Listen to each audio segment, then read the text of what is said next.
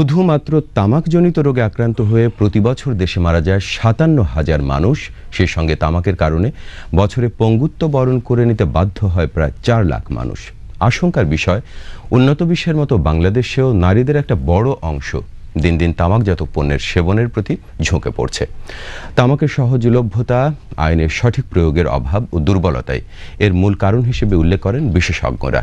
Report Shafiullah সুমনের।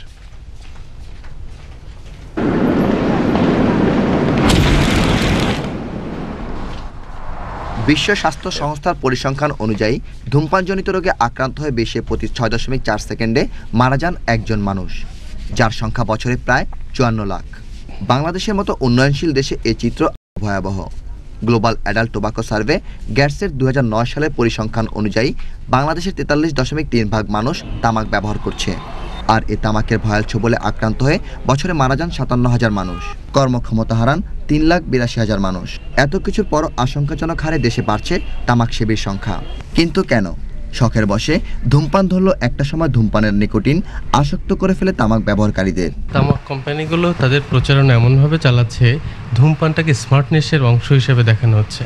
তো এই কারণে আমাদের তরুণ প্রজন্ম কিন্তু ওই যে স্মার্ট হওয়ার জন্যে ধূমপান আসক্ত হয়ে পড়ছে। এখন হচ্ছে যে তামাকে এত পরিমাণ নিকোটিন আছে, কিছুদিন কেউ একজন সেবন করার পরে সে আসক্ত হয়ে পড়ে। তামাকের সহজলভ্যতা ও তামাক নিয়ন্ত্রণ আইন যুগোপযোগী না হয় তামাক সেবীর সংখ্যা বাড়ার মূল কারণ হিসেবে উল্লেখ করেন গবেষকরা। তামাকের উৎপাদনকারী প্রতিষ্ঠানের প্রত্যক্ষ ও পরোক্ষ সব ধরনের প্রচারণা নিষিদ্ধ করার পাশাপাশি তামাকের ভয়াবহতা সম্পর্কে গণমাধ্যমগুলোকে আরও কার্যকরী ভূমিকা রাখার কথা জানান বিশ্লেষকরা।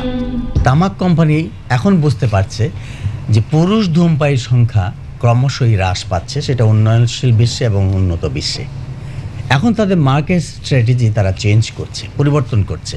তারা মহিলা এবং তরুণ মেয়েদেরকে এখন আকৃষ্ট করার জন্য নানা ধরনের কলা কৌশল শুরু করছে। প্রচারণার মাধ্যমে কিন্তু আমাদের তরুণ যুব সমাজ অনেক বেশি আকৃষ্ট হয়। একটা সিগারেটের বিজ্ঞাপন দেখলে কিন্তু তারা সিগারেট গ্রহণ করে। ফিল্ম স্টার শাহরুখ খানের মুখে যখন সিগারেট দেখে, তখন একটা তার ভক্ত অবশ্যই সিগারেট খেতে আগ্রহী হয়। সুতরাং আমাদের জাতিকে যদি বাঁচাতে হয়, মাতৃত্বকে যদি রক্ষা করতে হয়, সন্তানকে প্রজন্মকে যদি রক্ষা করতে হয়, তাহলে অবশ্যই আমাদের এখনই এই তামাকমুক্ত দিবসের সংকল্প হবে আমাদের প্রতিটি পরিবারকে তামাকমুক্ত রাখা।